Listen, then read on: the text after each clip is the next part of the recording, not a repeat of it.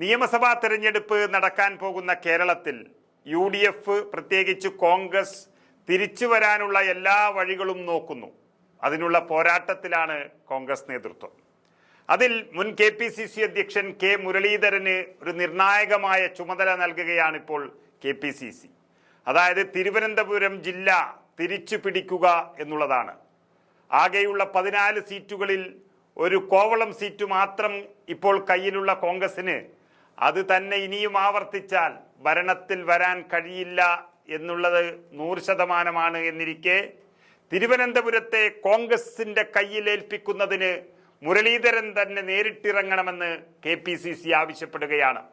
ഒപ്പം തന്നെ ജില്ലയിൽ നിർണായകമായ സ്വാധീനമുള്ള മുൻ നിയമസഭാ സ്പീക്കർ N ശക്തനെയും ഒപ്പം കൂട്ടുകയാണ്.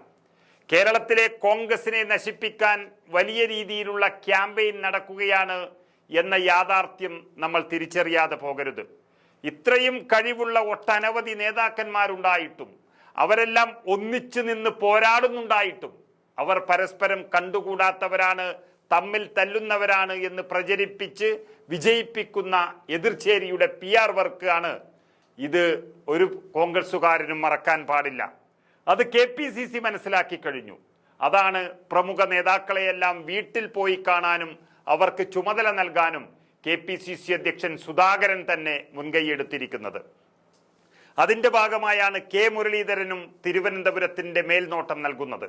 അതായത് മുരളീധരൻ അദ്ദേഹത്തിന്റെ പഴയ മണ്ഡലമായ വട്ടിയൂർക്കാവിൽ മത്സരിക്കാൻ പോവുകയാണ്. അതിനായി അദ്ദേഹം പ്രവർത്തനം തുടങ്ങിക്കഴിഞ്ഞു. അതിനുള്ള പച്ചക്കൊടി KPCCയിൽ നിന്നും ലഭിച്ചു കഴിഞ്ഞു എന്നാണ് അറിയുന്നത്. അതുപോലെ തന്നെ മറ്റു മണ്ഡലങ്ങളെയും ശ്രദ്ധിക്കുകയും വേണമെന്ന് KPCC അദ്ദേഹത്തോട് ആവശ്യപ്പെട്ടു എന്നും അറിയുന്നു. കാരണം നേതാക്കന്മാരെ മുട്ടി നടക്കാൻ പറ്റാത്ത ഒരവസ്ഥയാണ് തിരുവനന്തപുരത്ത് ഉള്ളതെങ്കിലും ഉത്തരവാദപ്പെട്ട ഒരു നേതാവും അവിടെ ഇല്ല എന്നുള്ളതാണ് സത്യം. കോൺഗ്രസിന്റെ ഏറ്റവും പ്രധാനപ്പെട്ട പ്രശ്നവും അത് തന്നെയാണ് തിരുവനന്തപുരത്ത്. അത് ഉത്തരവാദിത്വത്തോടുകൂടി മുരളീധരൻ ഏറ്റെടുത്താൽ കാര്യങ്ങളെല്ലാം ഓക്കെയായി. വട്ടിയൂർക്കാവിനൊപ്പം തന്നെ തിരുവനന്തപുരം നഗരവും കാട്ടാക്കടയും നെയ്യാറ്റിൻകരയും പാറശാലയും വർക്കലയും അരുവിക്കരയും ഒക്കെ ഈ കോവളത്തോടൊപ്പം തന്നെ കോൺഗ്രസ് ലക്ഷ്യം വെച്ചുകൊണ്ടുള്ള ഒരു പ്രവർത്തനം ആരംഭിച്ചു കഴിഞ്ഞിരിക്കുന്നു. അതിനായി മുരളീധരനോടൊപ്പം മുൻ നിയമസഭാ സ്പീക്കർ ശക്തൻ നാടാരും കൂടെ ഉണ്ടാകും എന്നുറപ്പായിട്ടുണ്ട്.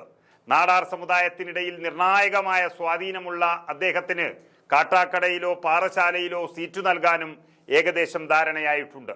അതോടൊപ്പം തന്നെ നാടാർ ബെൽറ്റിലുള്ള മറ്റു മണ്ഡലങ്ങൾ മുഴുവൻ പിടിച്ചെടുക്കാനുള്ള നീക്കവും കോൺഗ്രസ് ഇതുവഴി ആരംഭിച്ചിട്ടുണ്ട്.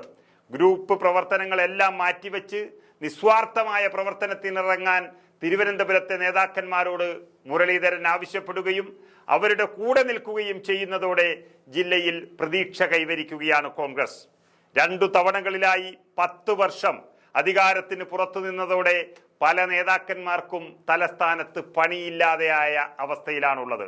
ഇനി എന്തെങ്കിലും പണി വേണമെങ്കിൽ പാർട്ടിക്കായി പണിയെടുക്കണമെന്ന തിരിച്ചറിവും അവർക്ക് വന്നിട്ടുണ്ട്. പക്ഷേ ഓരോ നേതാക്കൾക്കും ഓരോ ഗ്രൂപ്പ് എന്ന മലീമസമായ ഒരു അവസ്ഥയിലാണ് തിരുവനന്തപുരത്തെ പാർട്ടി ഉള്ളത്. ആ അവസ്ഥയിൽ നിന്നും കോൺഗ്രസിനെ രക്ഷിക്കുകയും നിയമസഭാ തെരഞ്ഞെടുപ്പിനെ നേരിടാൻ പ്രാപ്തമാക്കുകയും ചെയ്യുക എന്നുള്ളതാണ് K മുരളീധരന് KPCC നൽകുന്ന ചുമതല.